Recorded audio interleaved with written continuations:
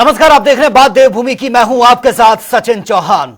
Rishikesh AIIMS के बहुप्रतीक्षित heli ambulance का प्रधानमंत्री नरेंद्र मोदी ने शुभारंभ कर दिया है। आपको बता दें कि 20 सितंबर 2022 को तत्कालीन नागरिक उड्डयन मंत्री ज्योतिरादित्य सिंधिया ने दिल्ली में आयोजित एक कार्यक्रम में हेली एम्बुलेंस सेवा की शुरुआत किए जाने की बड़ी घोषणा की थी, जिसके बाद पीएम मोदी ने सेवा का ऑनलाइन उद्घाटन किया है। इस दौरान मुख्यमंत्री पुष्कर सिंह धामी सहित अन्य कैबिनेट मंत्री और क्षेत्रीय सांसद भी एम्स में मौजूद रहे। ये हमारे लिए बहुत बड़ी सौगात है कि मैं आज मैं प्रधानमंत्री जी का धन्यवाद करता हूँ कि उन्होंने ये हेली एम्बुलेंस सेवा जो हमको मिल रही है, इससे निश्चित रूप से दूर दराज के क्षेत्रों में और इमरजेंसी के समय में लोगों के जीवन को बचाने में उनको सरलता से उपचार प्राप्त हो, उसमें एक महत्वपूर्ण कदम साबित होगा।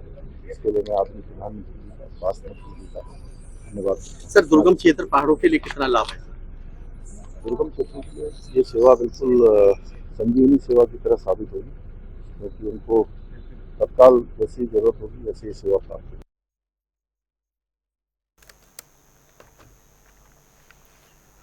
और वहीं देहरादून में मुख्यमंत्री पुष्कर सिंह धामी ने सरदार वल्लभ भाई पटेल के जन्म दिवस के मौके पर open run for unity cross country दौड़ में प्रतिभाग भी किया है। इस दौरान मुख्यमंत्री पुष्कर सिंह धामी ने लौह पुरुष और भारत रत्न सरदार वल्लभ भाई पटेल को श्रद्धांजलि अर्पित की है। साथ ही कहा कि अपने जीवन का प्रत्येक क्षण देश की एकता और अखंडता के लिए समर्पित किया है और उनका संपूर्ण जीवन हमें राष्ट्र सेवा की प्रेरणा प्रदान करता है। आज रन फॉर यूनिटी में भाग लेने वाले सभी युवा छात्र छात्राएं, प्रिय विद्यार्थियों, उपस्थित हमारे पत्रकार मित्रों एवं छायाकार बंधुओं, आज के इस अवसर पर एक भारत श्रेष्ठ भारत की भावना को साकार करने वाले राष्ट्र के महानायक, जिनको हम लौह पुरुष के नाम से भी जानते हैं, भारत रत्न सरदार वल्लभ भाई पटेल जी को मैं अपनी विनम्र श्रद्धांजलि अर्पित करता हूं। सरदार पटेल जी ने अपने जीवन को, उसके प्रत्येक क्षण को देश की एकता के लिए, देश की अखंडता के लिए समर्पित कर दिया और उनका संपूर्ण जीवन राष्ट्र सेवा की प्रेरणा हम सबको प्रदान करता है। ऐसे महापुरुषों को हम प्रत्येक दिन उनके जन्म दिवस के अवसर पर, विशेष अवसरों पर इसलिए स्मरण करते हैं कि उनका पूरा जीवन हम सब के लिए प्रेरणा का कारण बने।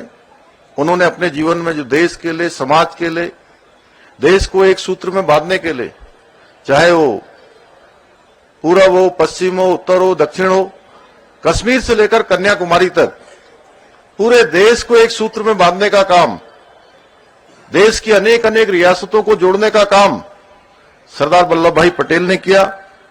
आज सभी भारतवासी उनकी जन्म जयंती के अवसर पर रन फॉर यूनिटी के ऐसे कार्यक्रम में भाग लेकर उनका स्मरण कर रहे हैं।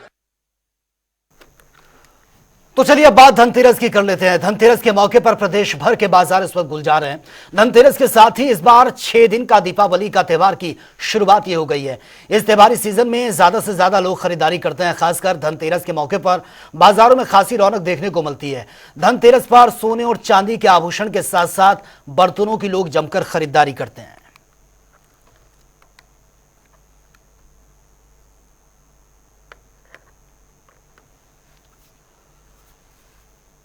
तो आभूषणों से ज्वेलर्स की दुकान जो है वो रोशन नजर आ रही है।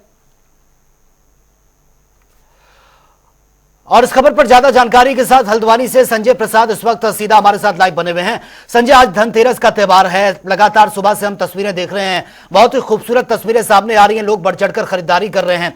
हल्द्वानी की अगर हम बात करें तो बाजारों में कैसी रौनक इस वक्त देखने को मिल रही है? क्योंकि आज धनतेरस है, बाजार पूरी तरह से सज चुके हैं, लेकिन भीड़ नजर आ रही है। व्यापारियों की तरफ से क्या कुछ रिस्पॉन्स मिल रहा है?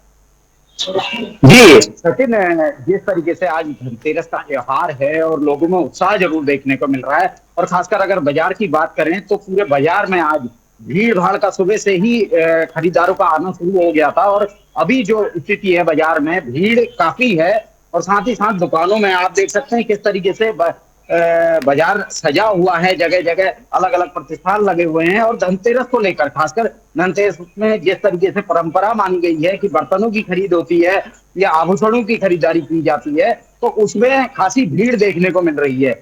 वहीं अगर व्यापारियों की बात करें तो व्यापारी कुछ हद तक संतुष्ट जरूर है बाजार को लेकर, लेकिन कहीं ना कहीं महंगाई और महीने के अंत में ये त्योहार आने के कारण कहीं ना कहीं व्यापारियों में निराशा का माहौल भी है, क्योंकि पैसा उतना बाजार में निकल के आ नहीं पा रहा है जिस मात्रा में पैसा आने की उम्मीद की जा रही थी। जिस मात्रा में समझा जा रहा था कि ग्राहक बाजार तक आएगा, तो उस संख्या में अभी ग्राहक बाजार में नहीं पहुंच पाया है।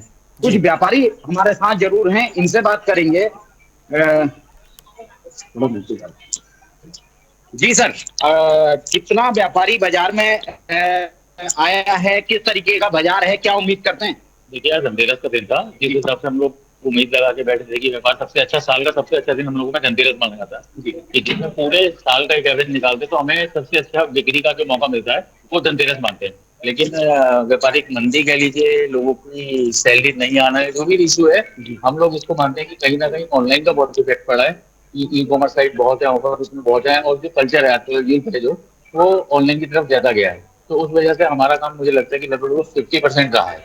50% काम रहा है। तो क्या उम्मीद करते हैं कि 2-3 दिन जो ये त्योहार का दिन है, दीपावली में अभी 2 दिन शेष हैं, तो क्या लगता है बाजार अभी उठेगा? देखिए ऐसा होता है, आप लोग कह रहे हैं 2 दिन है शेष है, हम लोग मान रहे हैं 3 दिन शेष है, क्योंकि इसमें कंफ्यूजन भी इस बार क्रिएट हुआ है। इस बार 2024 की दिवाली में कोई कह रहा है 31 की दिवाली है, कोई कह रहा है 1 तारीख की दिवाली है। लेकिन मुझे नहीं लगता उसका बहुत ज्यादा कोई फर्क पड़ेगा, क्योंकि धनतेरस ही अगर हमारा 50% है तो आने वाले दिन आप आगे क्या उम्मीद लगाए हम वो है। जी, बहुत बहुत धन्यवाद। तो आपने देखा सचिन, किस तरीके से व्यापारी उम्मीद जो लगाए बैठे हुए थे, उस उम्मीद पर कहीं ना कहीं महंगाई ने और महीने के अंत का ये त्योहार होने के कारण इसने कहीं ना कहीं रंग में भंग डालने का काम जरूर किया है। जी बिल्कुल बिल्कुल संजय, आपके पास मैं आऊंगा। देहरादून से हमारे साथ यशराज आनंद भी सीधा लाइव बने हुए हैं। यशराज आनंद, अगर हम राजधानी देहरादून की बात करें, कैसी चहल पहल इस वक्त वहां पर देखने को मिल रही है? क्योंकि धनतेरस से आज लोग जमकर खरीदारी भी करते हैं। फिलहाल जहां आप खड़े हैं, बाजारों में कैसी रौनक है? लोगों की तरफ से क्या कुछ रिस्पांस मिल रहा है? व्यापारी कितने खुश हैं? जी बिल्कुल, मैं देहरादून के बाजार में दिख रहा हूँ। यहाँ पर देख सकते हैं धनतेरस, यहाँ पर बाजार पूरी तरीके से सजी हुई है। बाजार पूरी तरीके से झालर से लबरेज है। आप देख सकते हैं किस तरीके से ये ज्वेलरी की दुकान है। ज्वेलरी के शॉप के आगे किस तरीके से ज्वेलरी के शॉप को यहाँ पर सजाया गया है, फूलों के द्वारा, मालाओं के द्वारा यहाँ पर सजाया गया। और गेट कीपर भी यहाँ पर खड़े हैं। देखिए ज्वेलरी शॉप में कितनी भीड़ भी देखने को मिल रही है। लोग यहाँ पर ज्वेलरी शॉप में आते हैं, शॉपिंग कर रहे हैं और शॉपिंग करके जा रहे हैं। वहीं पर मैं आपको बताना चाह रहा हूँ कि दूसरी ओर का यदि नजारा देखना है तो दूसरी ओर आप नजारा देखें कि किस तरीके से यहाँ पर जाम की स्थिति लगी हुई है। यानी कि बाजार आज पूरी तरीके से जाम की स्थिति में लग गई है। बाजार में चारों ओर जाम ही जाम लगा है। गाड़ियों का तादाद देख सकते हैं किस तरीके से लगा हुआ है। वही यात्री यहाँ पर खरीदारी करने को भी आ रहे हैं। और दूसरी बात यहाँ पर यदि बात करें कि गाड़ियों की भी, तो यहाँ पर लोग गाड़ी भी खरीद रहे हैं। यहाँ पर आप देख सकते हैं मेरे सामने एक ऑटो रिक्शा खड़ी हुई है, जो गाड़ी, नई गाड़ी निकाली गई है और उससे बैलून से इसे सजाया गया है। तो इस प्रकार से लोग खरीदारी करने के लिए धनतेरस में आ रहे हैं और वही धनतेरस में खरीदारी करने के बाद निकलते हैं। हमारे साथ कुछ लोग हैं, आइए उनसे बात करते हैं। सर, सबसे पहले तो आज धनतेरस से आप यहाँ खरीदारी करने आए, किस प्रकार से आपको लगता है कि खरीदारी करने से अच्छे बात से मतलब लक्ष्मी घर आती है? बात ये है कि आज माना जाता है कि बहुत खुश इस वजह से हम लोग यहाँ माना जाता है कि आज की खरीदारी। तो सर, आप जो खरीदारी कर रहे हैं, किस प्रकार की खरीदारी यहाँ आप करने आए, क्या आप खरीद रहे हैं? सर, आज हमने तो फोन उनके बारे में थोड़ा सा दस्तिया और जगह देखना चाह रहे हैं। बहुत बहुत आइए बात करते हैं दूसरे लोगों से कि सर, आप यहाँ जो खरीदारी करने आए हैं, आपका क्या मानना है कि आज के दिन खरीदारी करने से क्या लक्ष्मी घर आती है, किस प्रकार से? अपने माना जाता है लक्ष्मी घर से आती है आज के दिन खरीदारी करने से। और जो भी होता है खरीदना चाहिए, इससे आगे प्राप्ति होती है, तो खरीदारी करना आज के दिन बहुत ही लाभदायक होता है। आप यहाँ क्या खरीदारी करने आए? यदि हम लोग कोई खरीदारी नहीं की, अभी बस देख रहे हैं, देखते हैं क्या लेना है। तो हमारे साथ एक और व्यक्ति जुड़ चुके हैं जो यहाँ पर खरीदारी ही करने आए थे। लेकिन मैं आपको बताना चाह रहा हूँ कि सबसे बड़ी बात है, दूसरे जगह तक नजर यदि डाली जाए तो आज मार्केट में चारों ओर सिर्फ और सिर्फ भीड़ दिख रही है, जाम की स्थिति दिख रही है। यहाँ पर देखिए किस तरीके से दीपक के द्वारा सजाया जा रहा है। आप देख सकते हैं यहाँ पर दीपक के द्वारा, यहाँ पर रंग बिरंगे दीपक के द्वारा सजा दिया गया है। ये देखें यानी कि दीपावली का दिन जो होता है, धनतेरस के दिन से ही दीपावली की शुरुआत की जाती है। यानी कि आज दीपावली की शुरुआत हो गई। मैं कुछ बात भी कर सकता हूँ, मैं कुछ बात कर रहा हूँ सर। सबसे पहले बात ये है कि आज धनतेरस का है, आप यहाँ पर हैं, कितने कस्टमर आए, किस रूप में इसको आप देखते हैं, कितना कस्टमर आज बिक्री कितनी हुई है? कस्टमर आए हैं, कस्टमरों की संख्या काफी अधिक हो रही है। आप देख सकते हैं दीपावली के दिन धनतेरस, लोग कहते हैं कि यहाँ पर महंगाई की मार झेल रही है, लेकिन महंगाई कहीं ना कहीं पर्व पर भारी नहीं पड़ते जा रही है। यानी कि पर्व जो है वो महंगाई से परे है। पर्व को लोग बहुत हर्षोल्लास के साथ मनाते हैं, पर्व को लोग पूरी तरीके से जीवंत रूप में मनाते हैं, इसको अनुभव से करते हैं कि पर्व में क्या होता है। दूसरी ओर यदि आप बात करें राजपुर रोड की, तो राजपुर रोड की सड़कों के विषय में आप देखें किस तरीके से सड़कों पर जाम लगा हुआ है। 2 व्हीलर 4 व्हीलर की गाड़ियां यहाँ चलते हुए नजर आ रही है, टाका लगा हुआ है, कतार लगा हुआ है, जाम की स्थिति नजर आ रही है। पूरा बाजार यानी आज जाम से पड़ा है, क्योंकि आज के दिन का मानना है कि जितनी खरीदारी की जाएगी, लोग जितनी खरीदारी करेंगे उनके पास धन की उसकी प्राप्ति होगी, चाहे छोटी खरीदारी करें या बड़ी खरीदारी करें। बिल्कुल यशराज, तस्वीरें हम लगातार देख रहे हैं, बहुत भीड़ है, बहुत ज्यादा रश है, लेकिन अगर सुरक्षा की बात करें, यह भी एक बहुत बड़ा चैलेंज हो जाता है स्थानीय प्रशासन के लिए। सुरक्षा के क्या कुछ पुख्ता इंतजाम है यशराज? बिल्कुल सचिन, मैं बताना चाह रहा हूँ, सुरक्षा को लेकर भी प्रशासन पूरी तरीके से मुस्तैद नजर आ रही है। सिर्फ आज से ही नहीं, करीब 2 दिन पहले से ही पुलिस को हर चौक चौराहे पर खड़ा कर दिया गया था। यदि आप देखना चाहते हैं तो मैं आगे कुछ तस्वीर भी दिखाना चाहता हूँ, जहाँ पर आगे आपको कुछ पुलिस कर्मी भी दिख जाएंगे जो खड़े हुए यहाँ नजर आ रहे हैं। दूसरी बात है, यहाँ पर पुलिस की हर एक चौक चौराहे पर छोटे छोटे जगहों पर ट्रैफिक पुलिस के साथ साथ होम गार्ड के जवान भी यहाँ पर खड़े हुए यातायात को नियंत्रण करने का काम किया जा रहा है। क्योंकि दीपावली पर्व जो होता है, ये पर्व एक हर्षोल्लास का पर्व होता है और आज के दिन सभी लोग अपने घरों से निकलते हैं, बाहर निकलते हैं, खरीदारी करने निकलते हैं। तो इस प्रकार से आज सेफ्टी का ध्यान भी रखा गया है। बिल्कुल बिल्कुल यशराज, आपके पास मैं आऊंगा। हमारे साथ संजय प्रसाद भी हल्द्वानी से सीधा लाइव बने हुए हैं। संजय, आप भी इस वक्त मार्केट में खड़े हैं, अब अंधेरा हो चुका है, लोग अभी भी खरीदारी करने के लिए बाजारों में आ रहे हैं। सुरक्षा के कैसे इंतजाम किए गए हैं? क्योंकि सुरक्षा के लिहाज से बहुत ज्यादा जरूरी हो जाता है, लोग आतिशबाजी भी करते हैं। अब दिवाली भी है, आज धनतेरस है, तैयारियां कैसी हैं? बात की जाए तो नैनीताल पुलिस ने तो पूरी तैयारी के साथ सुरक्षा का पूरा खाका तैयार किया है। ये मुख्य बाजार है, हल्द्वानी का मुख्य बाजार, जहां लोग खरीदारी करने के लिए आते हैं। तो यहाँ जो भी इस बाजार के एंट्री और एग्जिट पॉइंट्स हैं, उनपे पुलिस पिकेट लगाई गई है। पुलिस के कर्मचारी आप मेरे पीछे देख सकते हैं, अभी पुलिस के अधिकारी यहाँ से निकल के गए हैं। तो लगातार सघन चेकिंग भी हो रही है और साथ ही साथ पुलिस पिकेट्स बनाई गई है। पुलिस पिकेट्स में महिला पुलिसकर्मी भी तैनात है, साथ ही साथ सुरक्षा बल के तौर पर सुरक्षा बल के कुछ साथी भी यहाँ मौजूद हैं। और उसके साथ ही जो बाजार की अगर बात करें, बाजार के अंदर महिला जो पुलिसकर्मी हैं वो भी लगातार गश्त में हैं। किसी भी महिला खरीदार को कोई परेशानी ना हो, कोई भी महिलाएं जो बाजार में खरीदारी को निकल के आती हैं उनके साथ कोई दुर्घटना ना हो, कोई परेशानी उनके सामने ना आए, इसके लिए पूरी तरीके से नैनीताल पुलिस काम में जुटी हुई है। जी बिल्कुल, बहुत ज्यादा जरूरी भी हो जाता है सुरक्षा को चाक चौबंद करना। चलिए, बहुत बहुत शुक्रिया आपका, और यश आनंद भी हमारे साथ बने हुए थे, आपका भी बहुत बहुत शुक्रिया इस तमाम जानकारी के लिए।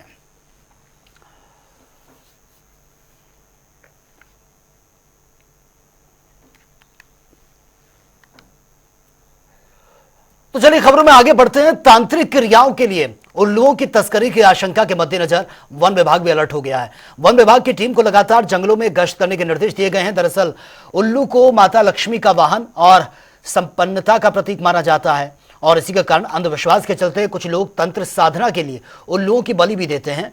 और इसी की आशंका को देखते हुए वन विभाग की टीम ने उल्लुओं की मौजूदगी वाले जंगलों में अपनी निगरानी को बढ़ा दिया है, जिसको लेकर वन्य जीव प्रतिपालक उत्तराखंड ने बताया है कि दीपावली के दौरान उल्लू की तस्करी पर रोकथाम को लेकर अलर्ट जारी कर दिया गया है।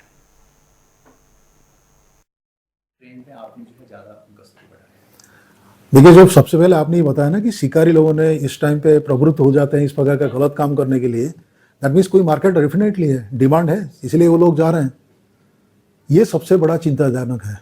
शिकारी की संख्या हो सकता है कम है, लेकिन कंज्यूमर का संख्या ज़्यादा है, और वो वही कंज्यूमर है जो बदनाम करते हैं हमारा स्टेट को और हमारा मान्यता को, और हमारा विशेषकर हमारा जो पुराण के लिखा हुआ कोई बात को, जिसमें हम कहा जाता है कि लक्ष्मी जी का वाहन उल्लू ही होता है।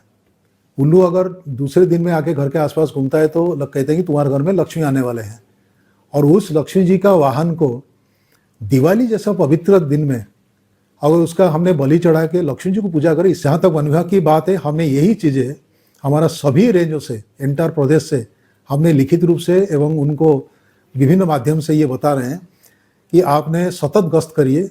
मैक्सिमम एरिया में हमने ये कर रखा है कि बहुत मुश्किल होगा तब जाके छुट्टी दिया जाएगा, अदरवाइज अवकाश को हमने बंद कर रखा है। दूसरी बात यह था कि हमने लोगों को ये भी कहा है कि वे केवल आप नहीं, स्थानीय जनता का भी आपने एक इस प्रकार का एक जिसको बोलते हैं इंटेलिजेंस नेटवर्क को बढ़ावा दीजिए, ताकि जो जंगल को, जानवर को, पक्षियों को प्यार करते हैं वो आपको बताएं कि उस जगह में इस प्रकार का मूवमेंट हो रहा है। क्योंकि ये इस प्रकार का एक कार्रवाई है जो वन विभाग अकेला नहीं कर सकता, क्योंकि जंगल, जानवर, चिड़िया, इनका कोई सीमा नहीं होता। रिजर्व फॉरेस्ट, रिजर्व से बाहर भी ये चिड़िया मिलते हैं। और दूसरा, मैंने उल्लू के बारे में और एक बात कहना चाहूँगा, केवल पौराणिक मान्यता नहीं, हमारे इकोलॉजी में आप अगर देखेंगे, ये चिड़िया जो रोडेंट्स होते हैं, जो हमारा फसल को क्षति पहुंचाते हैं, उसको नियंत्रण करता है, सांपों को नियंत्रण करता है। दैट मीन्स लोगों का घर के आसपास में ये सुरक्षा प्रदान करता है। इसलिए इसको कृषक बंधु भी बोलते हैं, फ्रेंड ऑफ फार्मर्स ये भी बोला जाता है, क्योंकि वो उनका जो त्रासदी है उसको रोकता है। दूसरा है, जो लोगों ने ग्रेन्स को इकट्ठा रखते हैं वो भी हमारे लिए जरूरी है। फसल से आ गया और फिर इसके बाद फिर इकट्ठा रखना पड़ेगा, वहां पर भी ये रोडेंट्स जो चूहा का प्रजाति होते हैं वो हमारा बहुत सारे नष्ट कर देते हैं। इसको भी कंट्रोल करने का काम हमारा उल्लू का भी है। तो इतना सुंदर जानवर को पर्टिकुलरली इस पवित्र जो हमारा त्यौहार है उस समय पे इस प्रकार का गलतफहमी से उसके ऊपर कुछ ना किया जाए। और दूसरा बात मैं यही भी आपको बताना चाहूँगा, और कोई शिकारी लोग सुनता है तो बताऊँ कि सुधर जाओ, क्योंकि वाइल्ड लाइफ एक्ट के अनुसार ये शेड्यूल 1 बर्ड है। इसमें बहुत शक्ति प्रदान किया गया है वन विभाग को, आपका खिलाफ बहुत ज़्यादा कार्रवाई भी इसमें किया जा सकता है। और हमने एक इंटर डिपार्टमेंटल एजेंसी का भी एक गठन किया गया है, wild life crime control bureau, जो केवल इसी के लिए देखते हैं। हम अकेले नहीं है, वन विभाग उत्तराखंड WCCB के साथ है, हमारे साथ हमारा पुलिस बल भी इसमें साथ है, क्योंकि उन्होंने भी हमको बहुत मदद करते हैं। तो इसलिए आपके ऊपर पूरा ये दृष्टि है, आप इस पर बिल्कुल इस समय पे गलत कार्य मत करिए। जैसे कि आने वाला पीढ़ी जो हमारे बच्चे हैं, जो स्कूल्स के बच्चे, कॉलेजेस के बच्चे, इस प्रकार का गलतफहमी या अंधविश्वास में ना रहे। तो मैं आप सभी को त्यौहार का मैं शुभकामना देता हूं, और आप बहुत अच्छे ढंग से माँ लक्ष्मी का पूजा करिए। इस प्रकार का गलतफहमी या अंधविश्वास में बिल्कुल यकीन ना करें। चलिए आगे बढ़ते हैं। केदारनाथ उपचुनाव को लेकर बीजेपी और कांग्रेस की ओर से प्रत्याशियों ने अपने नामांकन दाखिल कर दिए हैं और बीजेपी सीट को जीतने के लिए अपनी एड़ी चोटी का जोर लगाए हुए हैं। आपको बता दें कि सीएम धामी को तो उन्होंने साफ कह दिया है कि केदारनाथ सीट पर निश्चित तौर पर बीजेपी जीतने जा रही है। इसके अलावा सांसद अनिल बलूनी का उनका भी यह कहना है कि केदारनाथ सीट से बीजेपी बड़े अंतर से जीतने जा रही है।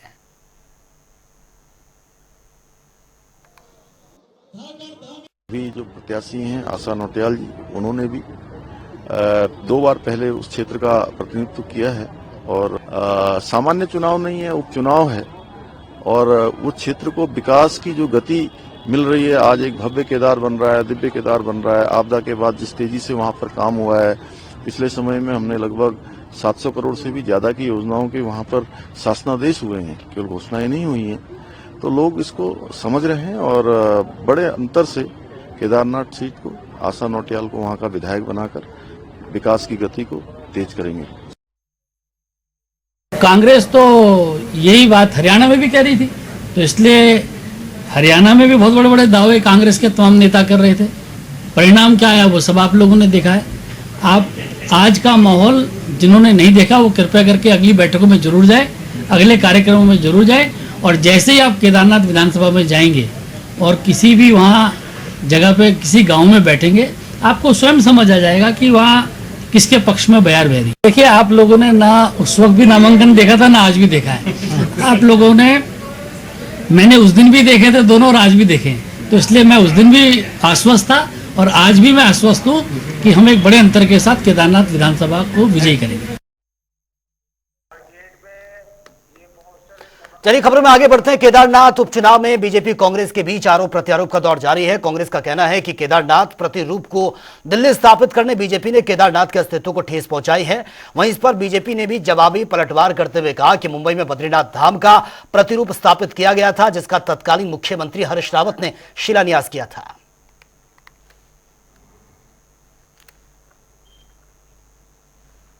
देखिए, इनको जो मोतियाबिंद का काला चश्मा इन्होंने लगा रखा है उसको उतार कर अब फेंक देना चाहिए, क्योंकि इतना भी हर जगह काला काला जो इनको दिख रहा है वो इनके शरीर के लिए काफी हानिकारक साबित होगा। और शायद ये अपना इतिहास भूल चुके हैं कि बद्रीनाथ धाम का सेम मंदिर, सेम पैटर्न का इन्होंने मुंबई में बनाया था और उसका शिलान्यास वही हरीश रावत जी जाकर करे थे। लेकिन उसके खिलाफ भी इन्होंने कोई कड़ा कानून या कोई भी फैसला कैबिनेट में नहीं लाया कि इस धाम के हमारे उत्तराखंड के धामों के लिए धामों जैसा कोई भी धाम कहीं भी नहीं बनाया जाएगा। लेकिन हमारे यशस्वी मुख्यमंत्री श्री पुष्कर सिंह धामी जी ने ऐसा कड़ा कानून लेकर आया, कड़ा फैसला लेकर आया कि उत्तराखंड की तर्ज पर जो हमारे उत्तराखंड को देवभूमि कहा जाता है, चारों धाम यहाँ पर रहते हैं, तो इन चीजों को लेकर कहीं और भी इसका धाम की प्रतीकात्मक मूर्ति, प्रतीकात्मक मंदिर न बने, इसको लेकर उन्होंने कड़ा फैसला लिया हुआ है। और कोई भी ऐसा एकदम सेम टू सेम पैटर्न का मंदिर या कहीं पर भी नहीं बना है, किसी भी आस्था से खिलवाड़ नहीं किया गया। ये कार्य जो उन्होंने किया है, अपने भूतकाल को देखे तब प्रेजेंट की बात करें तो शोभा देगा। चलिए खबरों में आगे बढ़ते हैं। नगर निकाय चुनाव पर ओबीसी आरक्षण के लिए बनाई गई प्रवर समिति का कार्यकाल 1 महीने आगे बढ़ाने पर कांग्रेस पार्टी लगातार सरकार को घेर रही है और इस पर कांग्रेस से पूर्व मुख्यमंत्री हरीश रावत ने सरकार पर निशाना साधा है। उन्होंने कहा कि सरकार की ओर से प्रवर समिति बनाकर विधानसभा की परंपराओं का हनन किया गया है और इसकी आड़ में नगर निकाय चुनाव टाले जा रहे हैं, जिससे यह पता चलता है कि बीजेपी का निकाय चुनाव हारना तय है। वहीं दूसरी तरफ शहरी विकास मंत्री और प्रवर समिति के सभापति डॉक्टर प्रेमचंद्र अग्रवाल ने कहा कि प्रवर समिति अपना काम करेगी और चुनाव अपने समय पर ही होंगे। जिन तरीके की परिस्थितियों में प्रवर समिति बनाएगी, जिस तरीके से विधानसभा की परंपराओं का को हनन किया गया, जिस प्रकार से प्रवर समिति की मांग जो है सत्तारूढ़ दल ने उठाई, उसी से समझ जाना चाहिए था कि क्यों ये प्रवर समिति बन रही है। ये तो एक आड़ बना दी गई है, जिसकी आड़ में चुनाव टाले जा रहे हैं।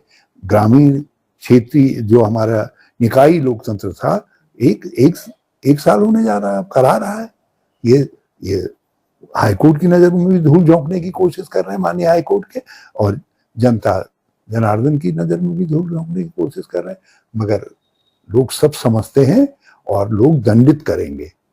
पहले तो हो सकता है चुनाव में भाजपा अच्छी टक्कर में रह जाती, लेकिन अब टक्कर में भी नहीं रहेगी। जब भी चुनाव हो टाल लेना, दिसंबर में करेंगे, मगर और टाल लो ना, मार्च तक टाल लो, कह दो ये तो एक चुनाव एक देश कहते हैं, और धामी तो वैसे भी टेंट सेटर है। हो सकता है एक प्रदेश एक चुनाव का नारा दे, तो जो भी करना करो, लेकिन जब भी करोगे बकरे की माँ कब तक खैर बनाएगी। लेकिन दुर्भाग्य है मेरा या मेरे लोगों का कि इतने वरिष्ठ नेता भी मेरे उस बयान को शायद समझ नहीं पाए, या उनको कौन गलत फीड कर रहा है। प्रवर समिति अपना काम करेगी, चुनाव अपने समय पे होंगे, जो मैंने कहा था। मैं आज दोहरा रहा हूं आपके माध्यम से, जो निकाय चुनाव मेरे प्रदेश में होने हैं, जो हमने कहा था कि 10 नवंबर तक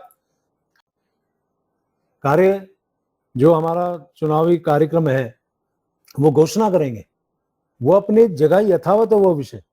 प्रवर समिति का इससे कोई मतलब नहीं है, क्योंकि प्रवर समिति ने बैठक में स्पष्ट तौर पे कहा कि ये जो हमारा चुनाव है वो 2018 में जिस प्रकार से हुआ, 2011 की जनसंख्या के आधार पे, उसी आधार पे हम इस चुनाव को भी कराएंगे। लेकिन प्रवर समिति की रिपोर्ट आने वाले चुनावों के लिए आधार बनेगी, इसलिए प्रवर समिति के लिए हमने समय भी मांगा है। आपके उस सवाल का भी जवाब इसमें छिपा है। जो लोग इस प्रकार के भ्रांतियां फैलाने का काम कर रहे हैं, चाहे वो हरीश रावत जी क्यों ना हो, उनको समझ में आना चाहिए, वो तो मुख्यमंत्री रहे हैं भाई। बहुत स्पष्ट तौर पे हमने कहा है। और उसके बाद प्रवर समिति के साथ चुनाव को जोड़ना सरकार कराना नहीं चाह रही है, तो अब आपको ये देखिए कुछ ही दिन की तो बात है, घोषणा करेंगे तब सामने आ जाएगा।